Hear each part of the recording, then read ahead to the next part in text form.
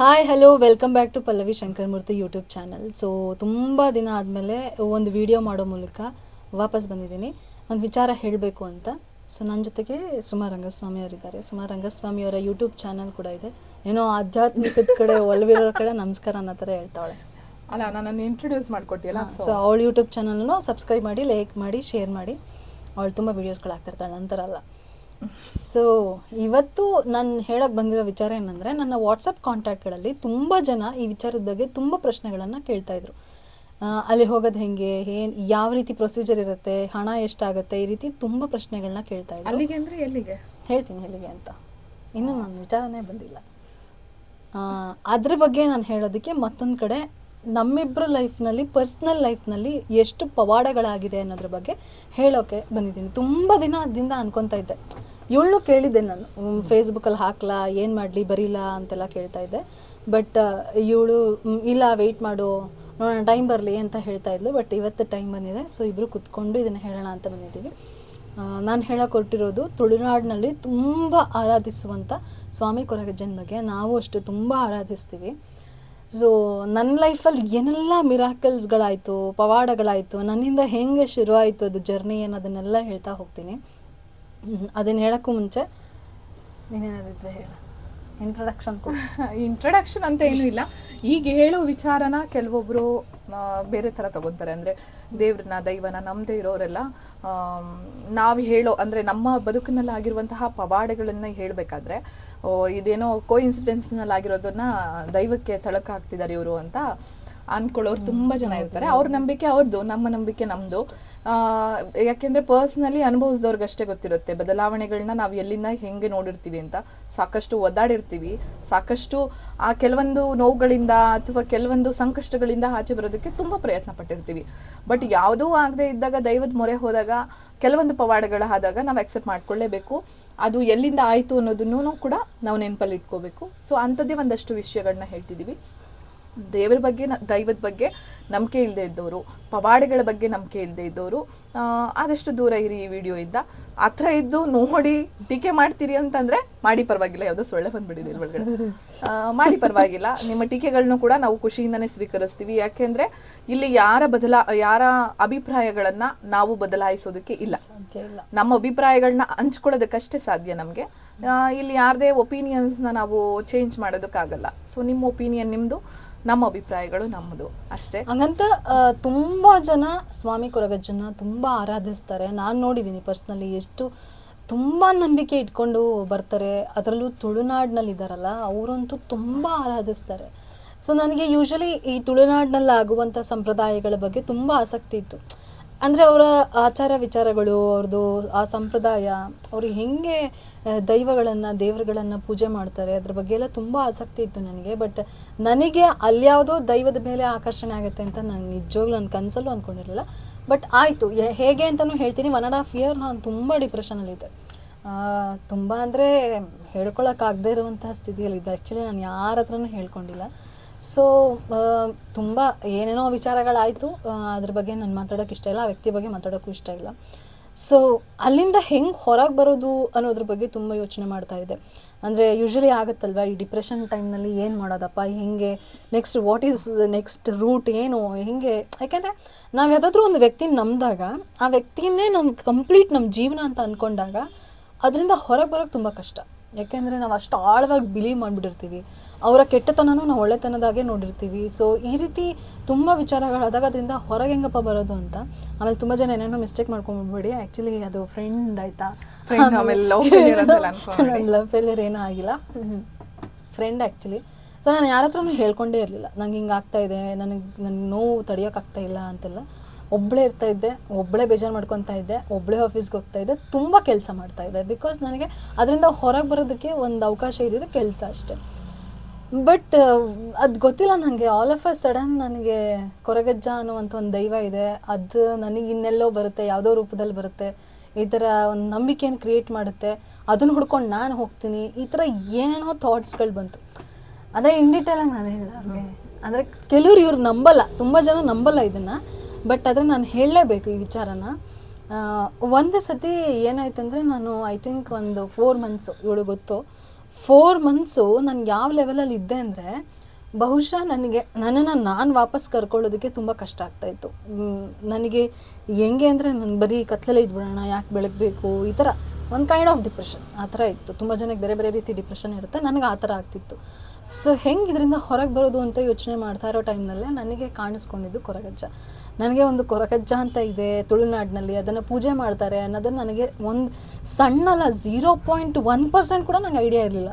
ಯಾಕೆಂದರೆ ನನಗೆ ಅದ್ರ ಬಗ್ಗೆ ಗೊತ್ತೇ ಇರಲಿಲ್ಲ. ತುಳುನಾಡು ಅಂತಂದರೆ ಓಕೆ, ಒಂದು ಉಡುಪಿ, ದಕ್ಷಿಣ ಕನ್ನಡ ಈ ಥರದಲ್ಲಿ ಮಂಜುನಾಥ ಸ್ವಾಮಿ ಇದೆ, ಅಲ್ಲಿ ಒಂದಷ್ಟು ಕೋಲ ನಡೆಯುತ್ತೆ. ಅದು ಕೋಲದಲ್ಲೂ ಯಾವ ದೈವಗಳನ್ನ ಕೋಲದಲ್ಲಿ ಇದು ಮಾಡ್ತಾರೆ ಅನ್ನೋದು ನನಗೆ ಗೊತ್ತಿರಲಿಲ್ಲ, ಪೂಜೆ ಮಾಡ್ತಾರೆ ಅಂತಲೂ ಗೊತ್ತಿರಲಿಲ್ಲ. ಸೊ ಕೊರಗಜ್ಜ ಕಾಣಿಸ್ಕೊಳ್ತು ನನಗೆ. ಅವ್ರು ಕೊರಗಜ್ಜ ಅಂತ ಹೇಳೋದಕ್ಕೆ ನನಗೆ ಗೊತ್ತಿರಲಿಲ್ಲ ಆ್ಯಕ್ಚುಲಿ. ಒಂದು ಕಪ್ಪು ಇದರಲ್ಲಿ ಕಾಣಿಸ್ಕೊಂಡಿದ್ದು.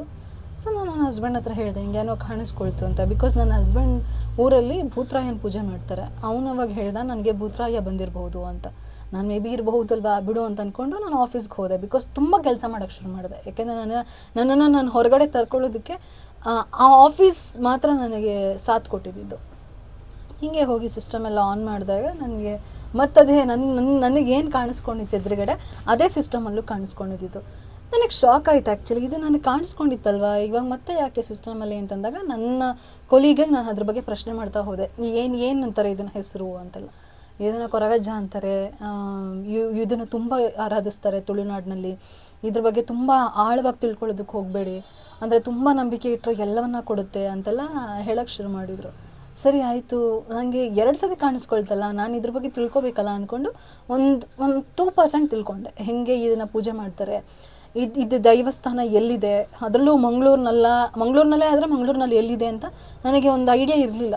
ಅದ್ರ ಬಗ್ಗೆ ಎಲ್ಲ ತಿಳ್ಕೊಳ್ತಾ ಹೋದೆ. ನನಗೆ ಅವಾಗ ಗೊತ್ತಾಗಿದ್ದು ಮಂಗಳೂರಿನ ಕುತ್ತಾರ್ನಲ್ಲಿ ಒಂದು ಮೂಲ ಸ್ಥಳ ಇದೆ, ಅಲ್ಲಿ ಅಜ್ಜ ನೆಲೆಸಿದ್ರು ಅನ್ನುವಂಥ ನಂಬಿಕೆ ಇದೆ. ಅಲ್ಲಿ ಹೋದರೆ ನೀವು ತುಂಬ ಚೆನ್ನಾಗಿ ಎಲ್ಲ ಕೇಳ್ಕೊಂಡಿದ್ದನ್ನೆಲ್ಲ ಕೊಡುತ್ತೆ ಅಂತ ಹೇಳಿದ್ರು. ನಾನು ಸರಿ ಇನ್ನೇನು ಫೆಬ್ರವರಿ 25 ನನಗೆ ಡೀಟೇಲ್ಸ್ ಎಲ್ಲ ಗೊತ್ತಾಯ್ತು ಆ್ಯಕ್ಚುಲಿ. ಸೊ 27th 2 ಡೇಸ್ ಗ್ಯಾಪಲ್ಲಿ ಹೊರಟ್ಬಿಟ್ಟೆ ಮಂಗಳೂರಿಗೆ ಹೋದೆ. ಕುತ್ತಾರು ಅಂದರೆ ಫ್ಯಾಮಿಲಿ ಸಮೇತ ಹೋದೆ. ನಾನು, ನನ್ನ ಹಸ್ಬೆಂಡು, ನಮ್ಮಮ್ಮ ಎಲ್ಲರನ್ನೂ ಕರ್ಕೊಂಡು ಹೋದೆ. ಸೊ ಕುತ್ತಾರಿಗೆ ಹೋದಾಗ ನಂಗೆ ಅದೇನೋ ಓದಿಲ್ಲ, ಅಲ್ಲಿ ಎಂಟ್ರಿ ಕೊಟ್ಟಿದ ತಕ್ಷಣ ಒಂಥರ ಪಾಸಿಟಿವ್ ವೈಬು. ನಾನು ಯೂಶ್ವಲಿ ಇದನ್ನು ನಂಬೋಕ್ಕೂ ಮುಂಚೆ ನಾನು ಯಾವ ದೇವರು ಅಂದರೆ ನಮ್ಮಮ್ಮ ಹೇಳ್ತಾ ಇದ್ರು ದೇವ್ರನ್ನ ಪೂಜೆ ಮಾಡಬೇಕು, ತುಂಬ ಭಕ್ತಿಯಿಂದ ಪೂಜೆ ಮಾಡಬೇಕು ಅಂತೆಲ್ಲ. ನಾನು ಅಷ್ಟೊಂದು ನಂಬ್ತಿರ್ಲಿಲ್ಲ ದೇವ್ರನ್ನ ಪೂಜೆ ಮಾಡಬೇಕು. ನಾನು ನನ್ನ ಕೆಲಸ ಮುಗೀತಷ್ಟೇ, ಇಷ್ಟಕ್ಕೆ ನಾನು ಸೀಮಿತ ಆಗಿದ್ದೆ. ನಾನು ದೇವ್ರನ್ನ ನಂಬಬೇಕು, ದೇವ್ರನ್ನ ಪೂಜೆ ಮಾಡಬೇಕು ನಂಬ್ತಿದ್ದೆ, ಬಟ್ ತುಂಬ ಪೂಜೆ ಮಾಡೋ ಲೆವೆಲಲ್ಲಿ ಹೇಳ್ತಿರ್ಲಿಲ್ಲ. ಮಂಗಳೂರಿಗೆ ಹೋಗಿದ ತಕ್ಷಣ ಅಂದರೆ ಆ ಕುತ್ತಾರಿಗೆ ಹೋಗಿದ ತಕ್ಷಣ ಒಂದು ಪಾಸಿಟಿವ್ ವೈಬು, ಅದನ್ನು ನಾನು ಹೇಳ್ಕೊಳಕ್ಕಾಗಲ್ಲ ವರ್ಡ್ಸ್ನಲ್ಲಿ. ಒಂಥರ ಪಾಸಿಟಿವ್ ವೈಬು. ಇದು ನಾನು ಎಲ್ಲೋ ನೋಡಿದ್ದೀನಿ ಮುಂಚೆ ಅನ್ನೋ ಥರ. ಎಂಟ್ರಿ ಕೊಟ್ಟಿದ ತಕ್ಷಣ ಅದೇನೋ ಒಂಥರ ನನಗಿದ್ದಿದ್ದು ಆ ಡಿಪ್ರೆಷನ್ನು, ಆ 4 ಮಂತ್ಸಲ್ಲಿ ನಾನು ಏನೇನು ಅನುಭವಿಸ್ದೆ ಕಂಪ್ಲೀಟ್ ನನಗೆ ಹೋಗ್ಬಿಡ್ತು. ನಾನು ಕೂತ್ಕೊಂಡು ಎಲ್ಲ ಕೇಳ್ಕೊಂಡೆ. ಆ್ಯಕ್ಚುಲಿ ಅಲ್ಲಿ ನನಗೆ ಗೊತ್ತಿರಲಿಲ್ಲ ಚಕ್ಲಿ, ಬೀಡ ಮತ್ತು ಎಣ್ಣೆ ಇಡ್ತಾರೆ ಅಜ್ಜಿಗೆ ಅಂತ. ಅಲ್ಲಿ ಅವ್ರು ಯಾರೋ ಹೇಳಿದರು ಇದನ್ನ ಇಡಬೇಕು ಅಂತ. ಸೊ ತೊಗೊಂಡೋಗಿ ಇಟ್ಟು ಒಂಥರ ಗುಡಿಸ್ಲು ಥರ ಇದೆ. ಅದೆಲ್ಲ ತುಂಬ ಜನ ಹೋಗಿದ್ದಾರೆ ಇವಾಗಂತೂ, ಎಲ್ಲ ಫೇಮಸ್ ಆಗೋಗ್ಬಿಟ್ಟಿದೆ. ಸೆಲೆಬ್ರಿಟೀಸ್ ಎಲ್ಲ ಹೋಗ್ತಾರೆ, ಮೂವಿಗಳು ಹಿಟ್ ಆದರೆ ಅಥವಾ ಮೂವಿಗಳು ರಿಲೀಸ್ ಆದ ತಕ್ಷಣನೇ ಹೋಗ್ತಾರೆ. ಸೊ ನಾನು ತುಂಬ ವರ್ಷದ ಹಿಂದಿಂದ ಹೇಳ್ತಾರೆ ಅದು. ಸೊ ಹೋದಾಗ ನನಗೇನೂ ಗೊತ್ತಿರಲಿಲ್ಲ, ಹೋಗಿಟ್ಟೆ ಎಲ್ಲ ಆಯಿತು. ಅಲ್ಲಿ ಒಂದು ಮಿರಾಕಲ್ ಆಗಿದ್ದನ್ನು ಹೇಳ್ತೀನಿ. ತುಂಬ ನೋವಲ್ಲಿ ಹೋಗಿದ್ದಿದ್ದು ನಾನು ಆ್ಯಕ್ಚುಲಿ. ಯೂಶ್ವಲಿ ನಾನು ಯಾವ ದೇವ್ರಿಗೂ ಉಪವಾಸ ಮಾಡಿ ಹೋಗಿದ್ದಿಲ್ಲ. ನಮ್ಮಮ್ಮ ಯಾವಾಗಲೂ ಬೈತಿರ್ತಾರೆ, ನೀನು ಉಪವಾಸನೇ ಮಾಡಲ್ಲ ಸಂಕಷ್ಟ ದಿನ ಹಾಗೆ ಹಿಂಗೆ ಅಂತ. But for the first time ನನ್ನ ಲೈಫ್ನಲ್ಲಿ ಉಪವಾಸ ಮಾಡಿಕೊಂಡು ಅಲ್ಲಿವರೆಗೆ ಹೋದೆ. ಆ್ಯಕ್ಚುಲಿ ನಾನು ಸಕಲೇಶ್ಪುರ ರೀಚ್ ಆದಾಗ ನಮ್ಮಮ್ಮ ಮತ್ತು ನನ್ನ ಹಸ್ಬೆಂಡ್ ಒಂದು ಶಂಕರು ಇಬ್ಬರು ಕುತ್ಕೊಂಡು ಊಟ ಮಾಡ್ತಾಯಿದ್ರು. ನಾನು ಊಟ ಮಾಡೋಣ ಅಂತಲೇ ಹೋಗಿದ್ದು. ಅದು ಏನಾಯ್ತಾನೋ ಗೊತ್ತಿಲ್ಲ ನನಗೆ. ಬೇಡ ಏನೂ ತಿನ್ನೋದು ಬೇಡ, ಹಾಗೆ ಹೋಗೋಣ ಅಂತ ಅನಿಸ್ಬಿಟ್ಟು ಹಂಗೆ ಹೋದ್ವಿ. ಹಿಂಗೆ ಹೋಗ್ತಾ ಇರ್ಬೇಕಂದ್ರೆ ಅಲ್ಲಿ ಒಂದು ಹುಡುಗ ಇದ್ದ.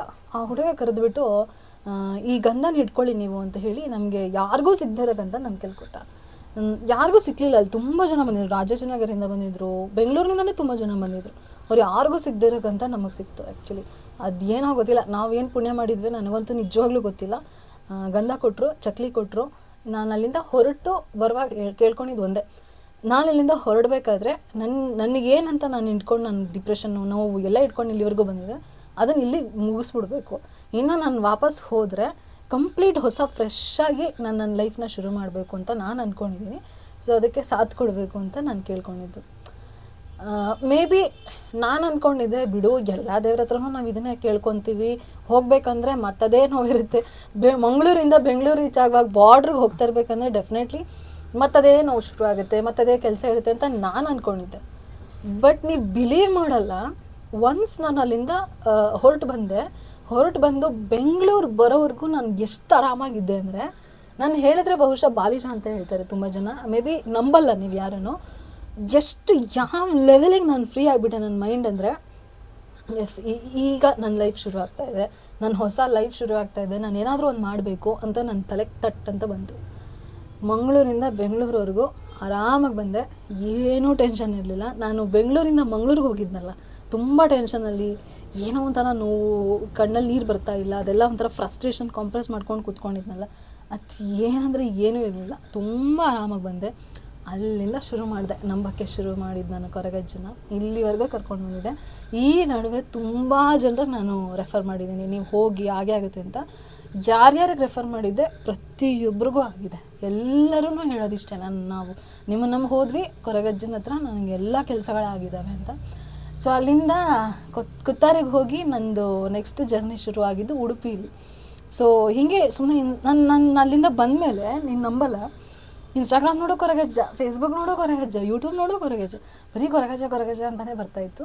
ಮೇ ಬಿ ನಾನು ತುಂಬ ಆಳವಾಗಿ ನಂಬಿದ್ದೆ ಅನಿಸುತ್ತೆ, ಅಂದರೆ ತುಂಬ ನಂಬಿಕೆ ಇಟ್ಟು ಹೋಗಿದ್ದೆ ಅನಿಸುತ್ತೆ. ಸೊ ಹಾಗಾಗಿ ನನಗೆ ಕೊರಗಜ್ಜ ಎಲ್ಲ ಕೊಟ್ಟಿದ್ದು. ಸೊ ಅಲ್ಲಿಂದ ಶುರುವಾಗಿದ್ದು ಉಡುಪಿ. ನನಗೆ ಇನ್ಸ್ಟಾಗ್ರಾಮಲ್ಲಿ ನೋಡಬೇಕಂದ್ರೆ ಉಡುಪಿಯಲ್ಲಿ ಒಂದು ಕೊರಗಜ್ಜ ಇದೆ ಅಂತ, ಉಡುಪಿಲಿ ಆ್ಯಕ್ಚುಲಿ ತುಂಬ ಕೊರಗಜ್ಜ ಇದೆ, ತುಂಬ ಕೊರಗಜ್ಜ ದೇವಸ್ಥಾನ ಇದೆ. ಸೊ ಅದರಲ್ಲಿ ನನಗೆ ಗೊತ್ತಿಲ್ಲ, ನನಗೇನು ಅಟ್ರಾಕ್ಟ್ ಆಗಿದ್ದು ಮುಳ್ಳುಬಿಟ್ಟೆ. ಶಿವಪುರದಲ್ಲಿ ಹೆಬ್ರಿ ಹತ್ರ ಇದೆ, ಹೆಬ್ರಿ ಹತ್ರನೇ ಹೋದರೆ, ಶಿವಪುರ ಹತ್ರ ಹೋದರೆ ಅಲ್ಲೇ ಬಸ್ ಅಲ್ಲೇ ನಿಲ್ಲಿಸ್ತಾರೆ, ಅಲ್ಲೇ ರೈಟ್ ಸೈಡಲ್ಲೇ ನನಗೆ ಕೊರಗಜ್ಜನ ದೇವಸ್ಥಾನ ಇದೆ. ಅಲ್ಲಿ ಒಂದು ಕಾಣಿಸ್ತು, ಯಾಕೆ ಹೋಗಬಾರ್ದು ಅಂತ ಹೇಳಿ ಹೊರಟ್ಬಿಟ್ಟೆ. ಕುತ್ತಾರಿಗೆ ಹೋದರೂ ಪರವಾಗಿಲ್ಲ ಅಂತ ಹೇಳಿ ಉಡುಪಿಯಲ್ಲೂ ಹೊರಟ್ಬಿಟ್ಟೆ. ಉಡುಪಿಯಲ್ಲಿ ನನ್ನ ಹಸ್ಬೆಂಡ್ ಅಂದರೆ ಶಂಕರ್ ಅವ್ರ ಅಕ್ಕ ಮನೆ ಇದೆ. ಸೊ ಏನೇಹೋ ಅಲ್ಲಿ ಹೆಲ್ಪ್ ಆಗುತ್ತೆ ನಮಗೆ ಅಂದ್ಬಿಟ್ಟು ಹೊರಟ್ಬಿಟ್ವಿ. ಅಲ್ಲೂ ಅಷ್ಟೇ, ಅಲ್ಲಿ ಹೋದ್ಮೇಲೆ ಆ್ಯಕ್ಚುಲಿ ಕುತ್ತಾರಿಗೆ ಹೋಗಿದ್ದು ನಾನು ಫಸ್ಟ್ ಟೈಮ್ ಹೋಗಿದ್ದು, ನನಗೇನನ್ನು ಅಂದ್ಕೊಂಡಿದ್ದೆ ಅದೆಲ್ಲ ಮಾಡ್ತು. ಬಟ್ ಆಫ್ಟರ್ ದಟ್ ಉಡುಪಿಗೆ ಬಂದೆ. ಉಡುಪಿಯಿಂದ ನನ್ನ ಜರ್ನಿ ಶುರುವಾಗಿದ್ದು ಹೆಂಗೆ ಅಂದರೆ, ನಾನು ಇಲ್ಲಿದ್ದವಳು, ನಾನು ಇಲ್ಲಿಗಿದ್ದೀನಿ ಇವಾಗ, ಇಲ್ಲಿಗೆ ಬಂದೇ ಇಲ್ಲ ನಾನು ಮತ್ತೆ. ಅಂದರೆ ಇದನ್ನು ತುಂಬ ದುರಹಂಕಾರದಿಂದ ಹೇಳ್ತಾ ಇಲ್ಲ. ಈ ನಡುವೆ ಒಂದು ಸ್ವಲ್ಪ ಏರುಪೇರುಗಳೆಲ್ಲ ಆಯಿತು, ಬಟ್ ಆದರೆ ಎಲ್ಲೂ ನನಗೆ ಆ ಏರುಪೇರುಗಳಾದ್ರೂ ಹಿಂಗೆ ಬಂದು ಕೂರಿಸ್ಲಿಲ್ಲ. ಆ ಏರುಪೇರುಗಳಾದ್ರೂ ಇಲ್ಲೇ ನಿಲ್ಲಿಸ್ಬಿಟ್ಟು ಮತ್ತೆ ಹಿಂಗೆ ಎತ್ಕೊಂಡು ಹೋಗಿದ್ದು ಇದೆ. ಇವಳು ಅದನ್ನು ಫೀಲ್ ಮಾಡಿದ್ದಾಳೆ ಎಷ್ಟೊಂದು ವಿಚಾರದಲ್ಲೂ. ಸೊ ನನ್ನ ಬಗ್ಗೆ ನಾನು ಹೇಳ್ತೀನಿ, ನಂಗೆ ಸುಸ್ತಾಯ್ತು ನೀನು.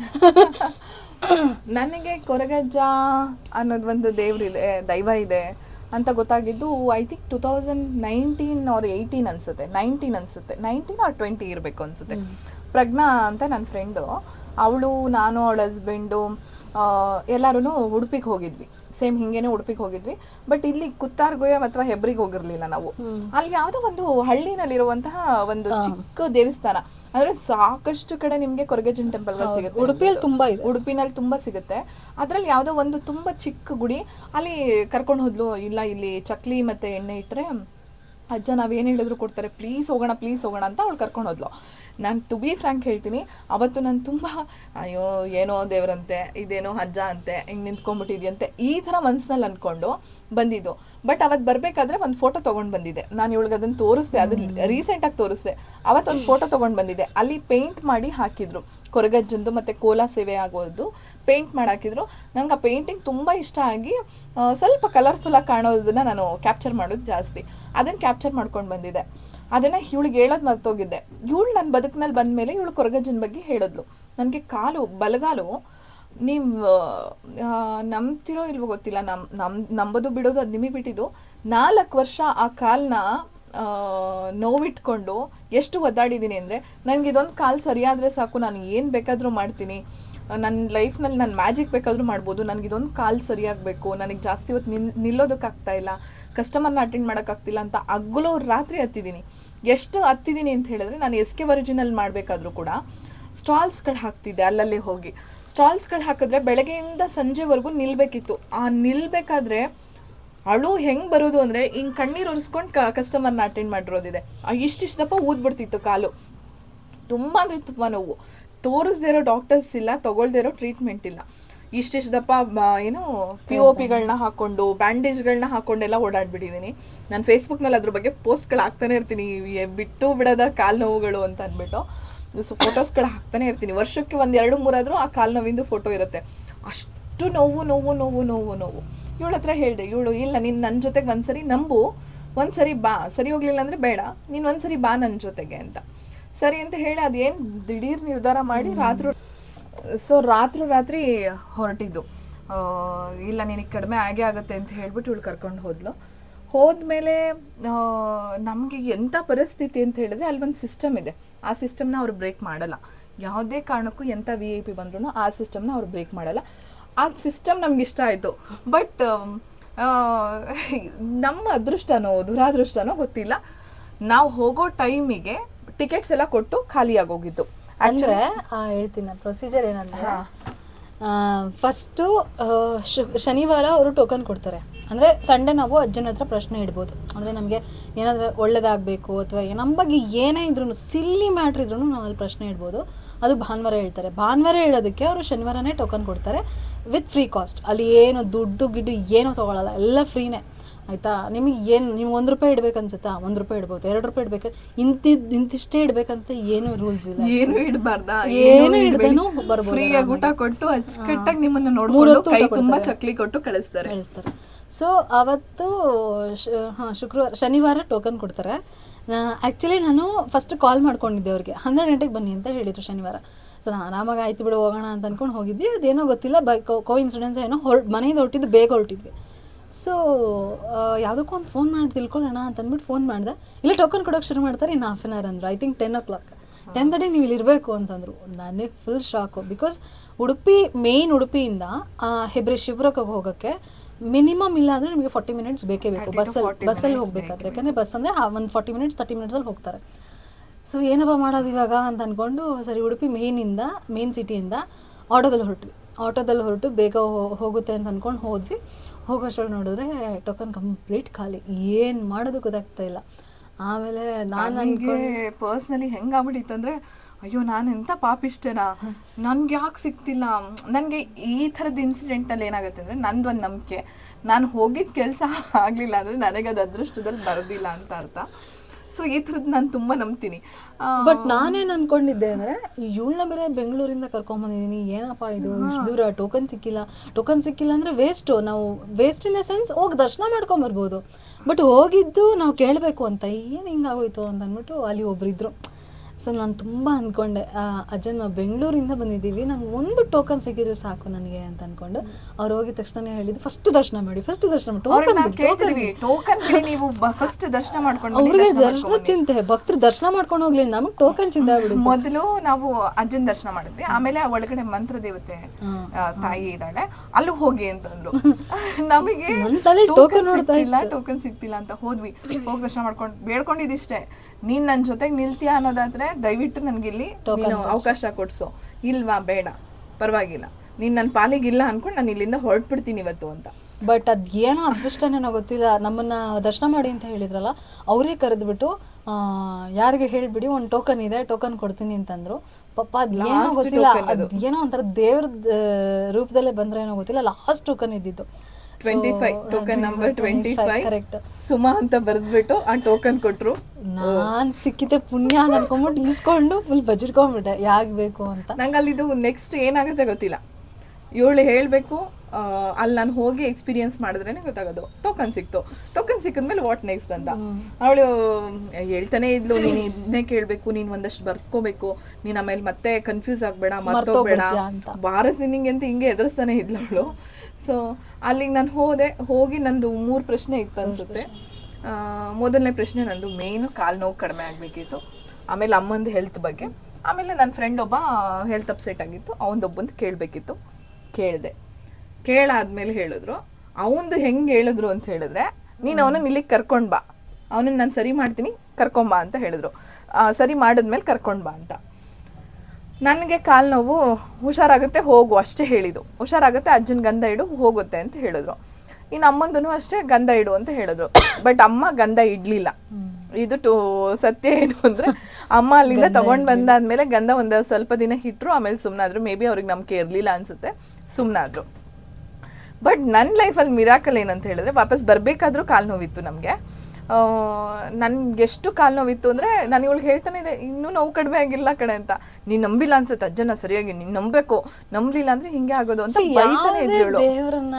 ದೈವನ ನಾವು ನಂಬಿಕೆ ಇಟ್ರೆ ದೈವ ನಾವು ಅನ್ಕೊಂಡಿದ್ದ 100 ಪಟ್ಟು ಅಥವಾ 2 ಪಟ್ಟು ನಮಗೆ ಕೊಡುತ್ತೆ. ನಾನಂತೂ ಅದನ್ನ ತುಂಬಾ ಎಕ್ಸ್ಪೀರಿಯನ್ಸ್ ಮಾಡಿದ್ದೀನಿ.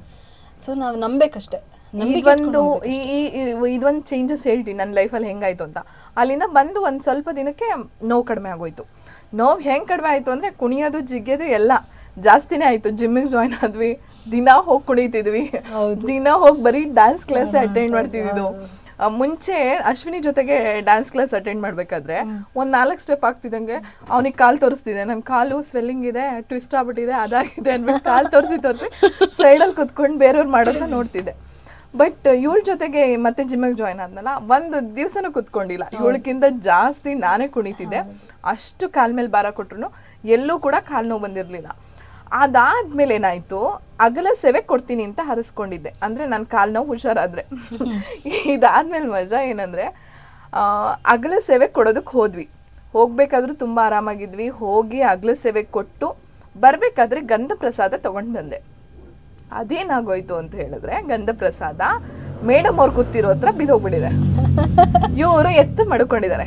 ಇವಳು ಏನ್ ಅನ್ಕೊಂಡ್ಲೋ ಗೊತ್ತಿಲ್ಲ, ಇವಳು ನನಗೆ ತುಂಬಾ ಬೈದ್ಲು. ಅಜ್ಜನ್ ಗಂಧನ ಕೇರ್ಲೆಸ್ ಆಗಿ ಬೀಳ್ಸಿದ್ಯಾ, ಕಾಲ್ ಹತ್ರ ಬಿದ್ದಿತ್ತು, ಹಂಗೆ ಹಿಂಗೆ ಅಂತ. ಆಕ್ಚುಲಿ ಇವಳು ಬಿದ್ದಿತ್ತು, ಇವಳು ಎತ್ತು ಮಡ್ಕೊಂಡಿದ್ದು ಹೇಳಿಲ್ಲ, ಎಲ್ಲೋ ಕಳ್ದಿದ್ಯಾ ನೀನು, ಅಜ್ಜನ್ ಹಿಂಗ್ ಸುಮ್ನೆ ಬಿಡಲ್ಲ, ಹಂಗೆ ಹಿಂಗೆ ಅಂತ ಎದುರಿಸ್ಬಿಟ್ಟು. ಟು ಬಿ ಫ್ರಾಂಕ್, ಇವಳು ಬರಕ್ಕೂ ನನ್ನ ಲೈಫಲ್ಲಿ ನೀನ್ ಬರಕ್ಕೂ ಮುಂಚೆ ನಾನು ಶುರು ಮಾಡಿದ್ದೆ ಅಜ್ಜನ ನಂಬಿಕೆ. ಪ್ರತಿಯೊಂದು ಆಗಿದೆ, ಪ್ರತಿಯೊಂದು ನಾನು ಏನೇನು ಕೇಳಿದ್ದೆ ಎಲ್ಲನೂ ಬಹುಶಃ ಯಾವುದು ಆಗೇ ಇಲ್ಲ ಅಂತ ನಾನು ಹೇಳಕ್ ಸಾಧ್ಯನೇ ಇಲ್ಲ. ಪ್ರತಿಯೊಂದು ಮಾಡ್ಕೊಟ್ಟಿದೆ ಅಜ್ಜ.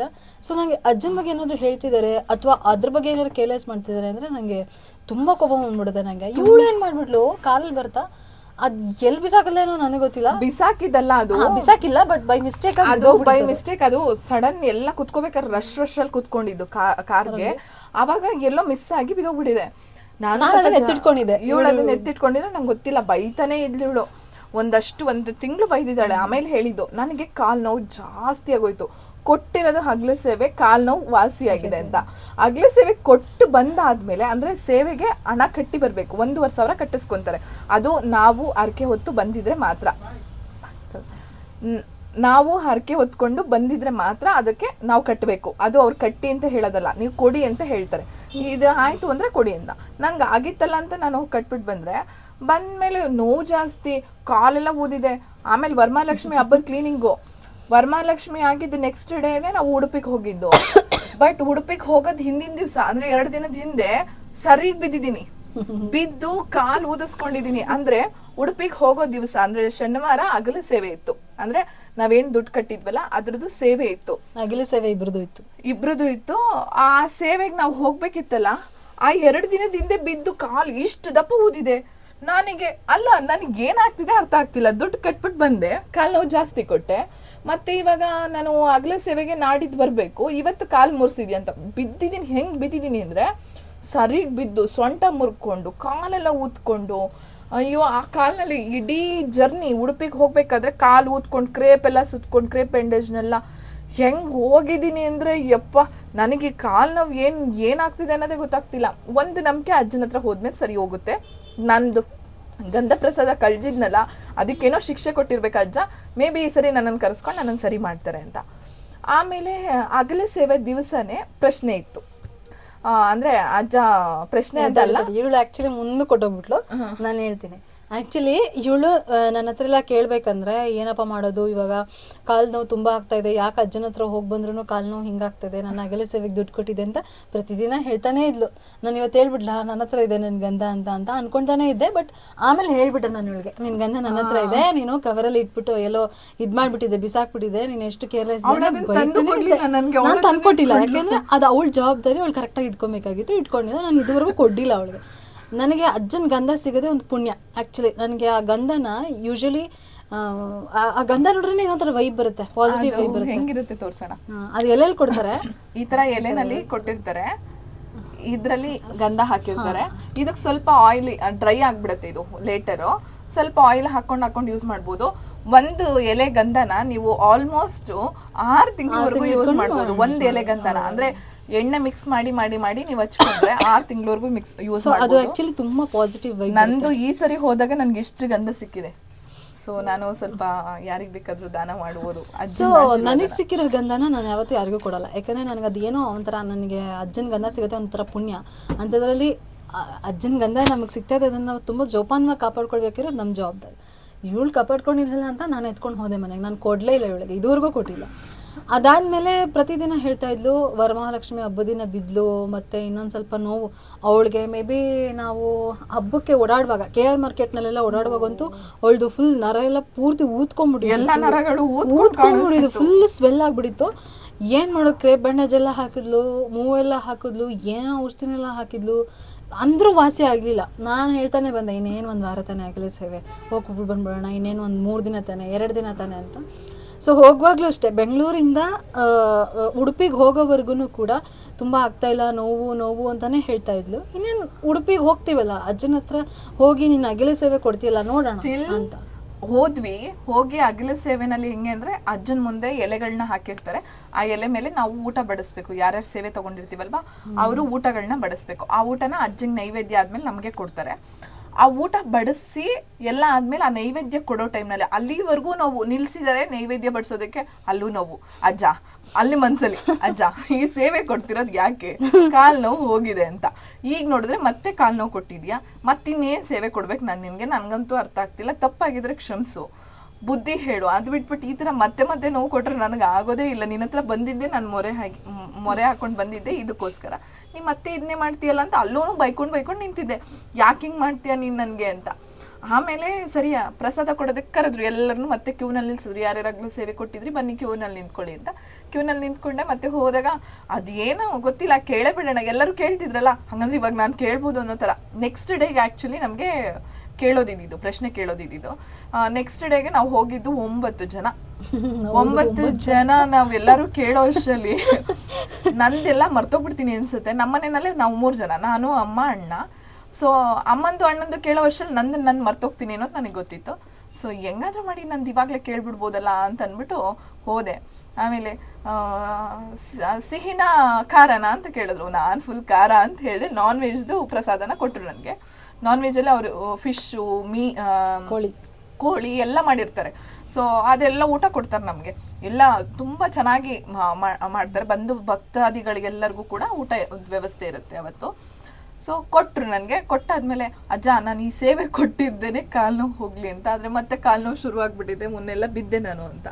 ಆಮೇಲೆ ಅಂದರು ಗಮನ ಇಟ್ಟು ಓಡಾಡಬೇಕು, ಕೆಲಸ ಮಾಡಬೇಕು, ಆದರೆ ಜೀವ ಕೊಟ್ಟು ಜೀವಕ್ಕೋಸ್ಕರ ಕೆಲಸ ಮಾಡಬೇಕು, ಜೀವನೇ ಕೊಟ್ಟು ಕೆಲಸ ಮಾಡೋದಕ್ಕೆ ಹೋಗಬೇಡ, ಜಾಗ್ರತೆ ಇರಲಿ ಅಂತ ಹೇಳಿ ಕೂತ್ಕೊಂಡು ಎಬ್ರಿಸಿದ್ರಷ್ಟೇ ನನ್ನನ್ನು.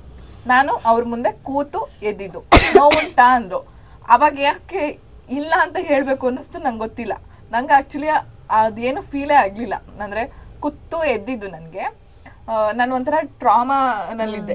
ಲೈಕ್ ಅಜ್ಜ ಇದಾರೆ ನನ್ನ ಮುಂದೆ, ಇವಾಗ ನನ್ಗೆ ಅವ್ರ ದರ್ಶನ ಆಗ್ತಿದೆ, ಇಲ್ಲ ಅಂತ ಹೇಳ್ಬೇಕು.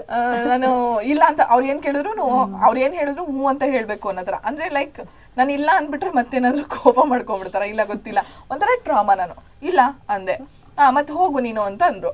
ಸರಿ ಪ್ರಸಾದ ಎತ್ಕೊಂಡು ಮತ್ತೆ ಇನ್ನೆಂತ ಆಯ್ತಲ್ಲ ಹೋಗು ಅಂತ ಹೇಳಿದ್ರು. ನಾನು ಎತ್ಕೊಂಡು ಪ್ರಸಾದನ ಬಂದ್ಮೇಲೆ ನಡೀತಿದ್ದೀನಿ, ಕಾಲೇ ನೋವುತ್ತಿಲ್ಲ. ಆಮೇಲೆ ಇವ್ರಿಗೆಲ್ಲ ಹೇಳ್ಕೊಂಡು ನಂಗೆ ಕಾಲು ನೋವುತ್ತಿಲ್ಲ ಅಂತ. ಅದಾದ್ಮೇಲೆ ಮಜಾ ಏನಂದ್ರೆ, ನಾನು ಇಡೀ ರಾತ್ರಿ ಮಲ್ಗಿರೋ ಸ್ಟೈಲಿಗೆ ನನಗೆ ಕಾಲು ನೋವು ಜಾಸ್ತಿ ಆಗ್ಬೇಕಿತ್ತು ಇದ್ದಿದ್ರೆ.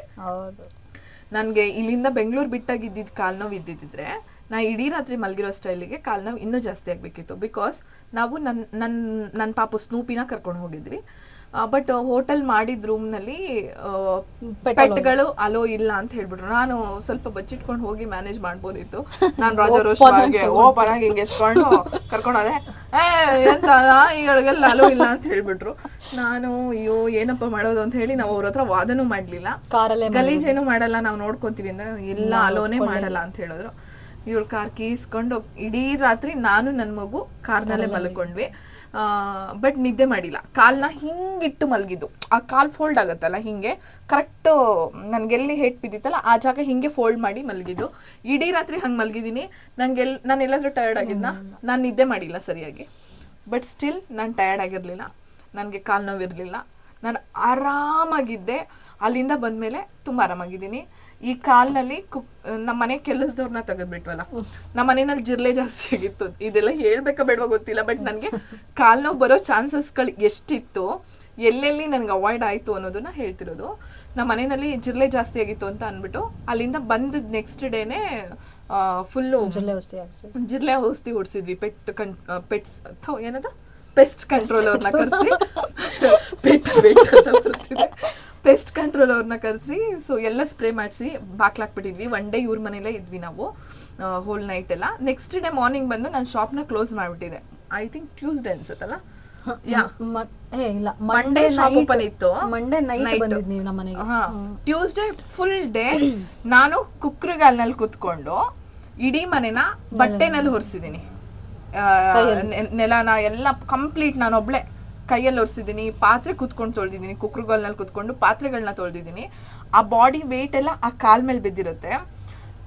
ನನಗೆ ಈ ಥರದ್ದು ಯಾವತ್ತಾದ್ರೂ ಒಂದು 5 ನಿಮಿಷ ಕುತ್ಕೊಂಡ್ರೆ ಕಾಲು ಊದ್ಕೊಂಡ್ಬಿಡುತ್ತೆ.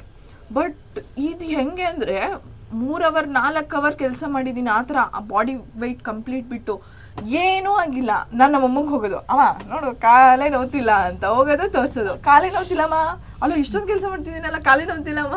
ನಂಗೆ ಅದೇನೋ ಒಂಥರ ಸಂಭ್ರಮ. ಇವಾಗ ನಿಮಗೆ ವರ್ಷಾನ್ಗಟ್ಲೆಯಿಂದ ಇದ್ದಿದ್ದು ನೋವು ಇದ್ದಕ್ಕಿದ್ದಂಗೆ ಮಾಯ ಆಗೋಗ್ಬಿಟ್ರೆ ಅದೆಂತ ಖುಷಿ ಆಗುತ್ತಲ್ವಾ. ಇವಾಗ ನಾವೇನೋ ಒಂದು ಹುಡುಕ್ತಾ ಇರ್ತೀವಿ, ಆ ಸಡನ್ ಆಗಿ ಸಿಕ್ಬಿಟ್ರೆ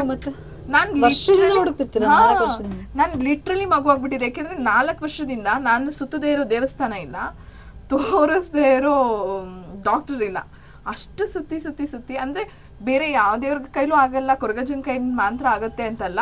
ನನ್ನ ಋಣ ಅಲ್ಲಿತ್ತೇನೋ, ನನ್ನ ನೋವನ್ನ ಮಾಯ ಮಾಡುವಂಥದ್ದು ಅಲ್ಲಿತ್ತೇನೋ ಶಕ್ತಿ. ಸೊ ಫೈನಲಿ ನನಗೆ ಕಾಲು ನೋವಿಲ್ಲ. ಮೇ ಬಿ ಅವಾಗವಾಗ ಸ್ವಲ್ಪ ಹಿಂಗೆ ಬಂದು ಹೋಗುತ್ತೆ. ಯಾಕೆಂದ್ರೆ ಅದೇ ಸ್ವಲ್ಪ ತಲೆ ಓಡ್ತಾ ಇರುತ್ತೆ, ಜೋರಾಗಿ ಓಡ್ತಿರುತ್ತೆ, ತಲೆ ಥರನೇ ಕಾಲು ಹಂಗೆ ಓಡ್ತಿರುತ್ತೆ.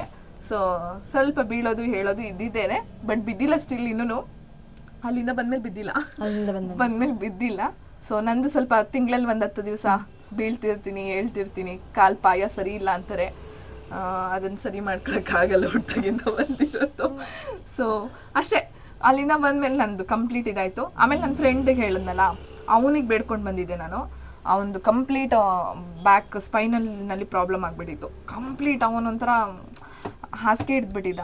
ಅವನ ಲೈಫಲ್ಲೂ ಮಿರಾಕಲ್. ಅದು ಮಿರಾಕಲ್ ನನ್ಗೆ ಇಮ್ಯಾಜಿನ್ ಕೂಡ ಮಾಡೋದಕ್ಕಾಗಲ್ಲ. ಅಜ್ಜ ಹೆಂಗ್ ಕರೆಸ್ಕೊಂಡ್ರು ಅವನನ್ನ ಅಂತ. ಸಾಕಷ್ಟು ಸರಿ ನಾವು ಹೋದ್ರು ಅವನ್ನ ಕರ್ಸ್ಕೊಂಡಿರ್ಲಿಲ್ಲ. ಕಂಪ್ಲೀಟ್ ಅವ್ನು ಹುಷಾರಾದ್ಮೇಲೆ ಅವ್ನು ಇವಾಗೇನೋ ಒಂದು ಹೊಸ ಕೆಲಸ ಶುರು ಮಾಡ್ತಿದ್ದಾನೆ. ಮೇ ಬಿ ಆ ಕೆಲಸಕ್ಕೆ ಆಶೀರ್ವಾದ ಮಾಡೋದಕ್ಕೆ ಅಂತಾನೆ ಅಜ್ಜ ಕರ್ಸ್ಕೊಂಡ್ರು ಅನ್ಸುತ್ತೆ. ಅವ್ರ ಆಶೀರ್ವಾದ ಸಿಕ್ತು ಅವನಿಗೆ. ನಾನು ಇದೀನಿ ಹೋಗು ಅಂತ ಹೇಳಿ ಕಳ್ಸಿದ್ರು. ಏನೋ ಒಂಥರ ಸಮಾಧಾನ. ಇದು ನಾವು ನಂಬಿರುವಂತಹ ತುಳುನಾಡಿನ ದೈವ ಕೊರಗಜ್ಜನ ಬಳಿ ಹೋದಾಗ ನಮಗ ಆದ ಅನುಭವಗಳ ಬಗೆಗಿನ ವಿಡಿಯೋ. ಅಜ್ಜನ ಬಗ್ಗೆ, ಅಜ್ಜನ ಪವಾಡಗಳ ಬಗ್ಗೆ ಮಾತಾಡ್ತಾ ಇದ್ರೆ ಸಮಯ ಸಾಕಾಗೋದೇ ಇಲ್ಲ. ಈ ವಿಡಿಯೋ ಮತ್ತೆ ಮುಂದುವರಿಯುತ್ತೆ. ತಪ್ಪದೆ ಭಾಗ 2 ನೋಡಿ.